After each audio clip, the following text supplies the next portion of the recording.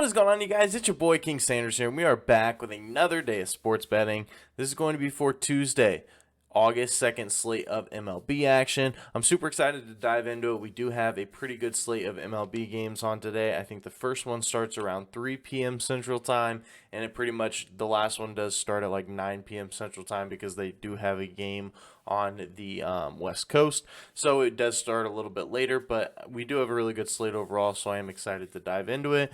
But before I did just want to go ahead and say that we are still currently on the road to 7,000 subscribers. So if you guys are new, make sure that you guys do like, comment, subscribe, and turn on that notification bell so you guys know whenever I post. Without any, also, I wanted to give a quick shout out here to all of our members here on the channel. Thank you guys so much for everything that you guys do, and thank you guys so much for giving such a small channel such a big chance, as I always say. It truly does mean the absolute world to me, way more than you guys will ever know. So thank you guys so much for everything that you guys do.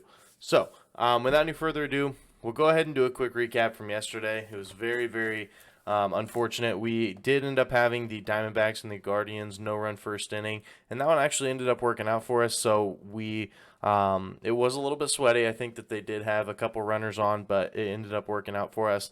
And then we did have the Mariners plus a half in the run line in the first five versus the Yankees at plus 100 odds.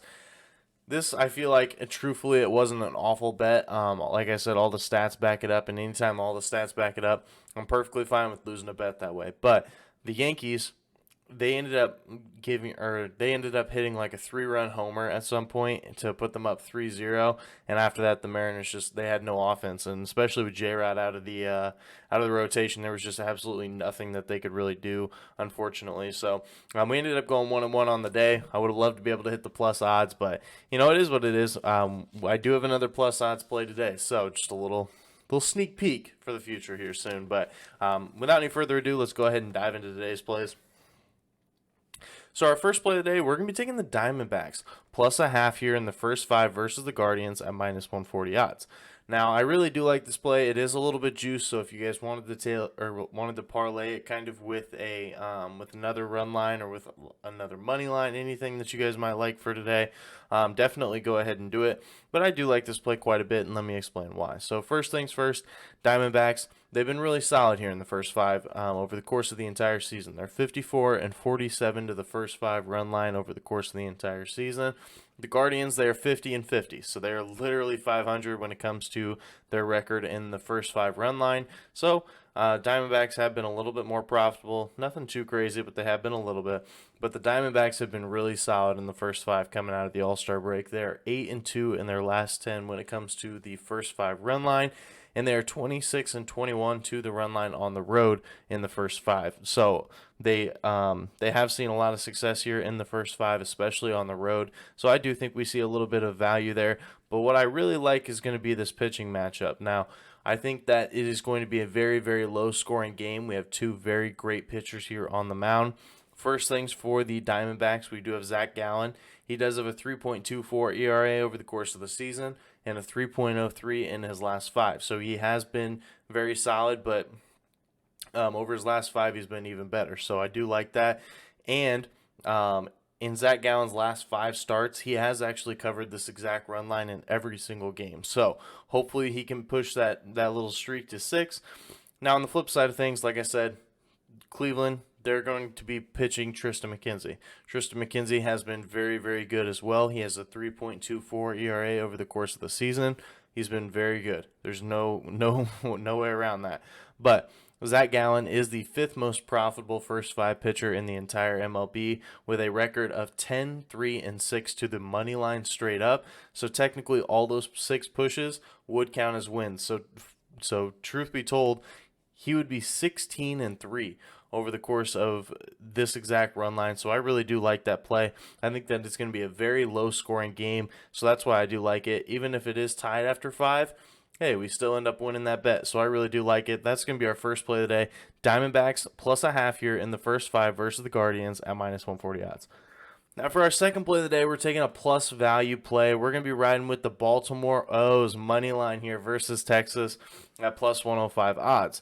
Now, if you take a look at it, Baltimore, they have actually won 5 of their last 8 games. So they have been a very solid team over the last 8 games. So Hopefully they can continue that for us once again. Now Texas, they have won 3 of their last 4, so they have been very solid in the last 4 games.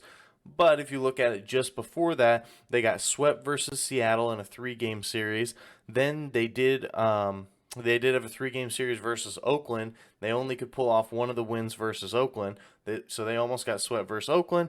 And then they got swept in a 4-game series versus Seattle as well. So they have not necessarily been great. They did end up, like I said, they did end up winning 3 of the last 4 versus the Angels.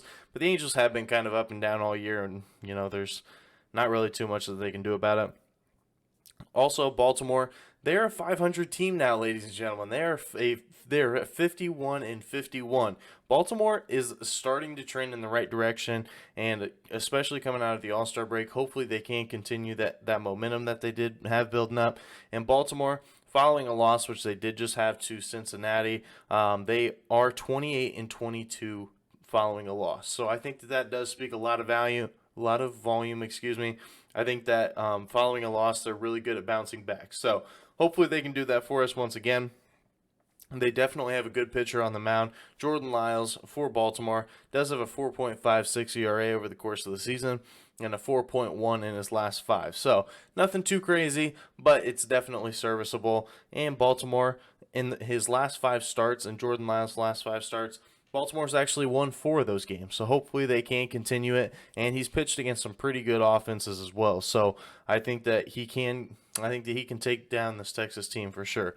And Spencer Howard, on the flip side of the mound for Texas, has a 5.93 ERA over the course of the season and a 9.0 ERA through just 4 innings pitched versus Baltimore. So I know Jordan Lyles hasn't necessarily been an ace by any stretch of the imagination, but he has been a little bit better than Spencer Howard. Spencer Howard does have that 5.93 ERA over the course of the season, and he has not been very good versus Baltimore. I know he's only pitched 4 innings, so that definitely could change if he does get a little bit more run here versus Baltimore, but Baltimore has been pretty hot here recently, so hopefully that does end up working out for us. And in Texas's last 3 games that he has started, they've lost 2 of them. So hopefully that can lead to another L for him. And when it does come to the bullpen, I really like our advantages here as well. Baltimore is 4th when it comes to bullpen ERA. Texas is 12th. So that's a pretty significant jump. Baltimore has a very, very good bullpen, and Texas, it's not bad, but it's outside the top 10, and Baltimore is in the top 5. So I really do like it. That is going to be our second and final play of the day. We're taking the O's money line here versus Texas at plus 105 odds. So that is going to do it for today's video. If you guys did enjoy, make sure you guys do like, comment, subscribe, and turn on that notification bell so you guys know whenever I post.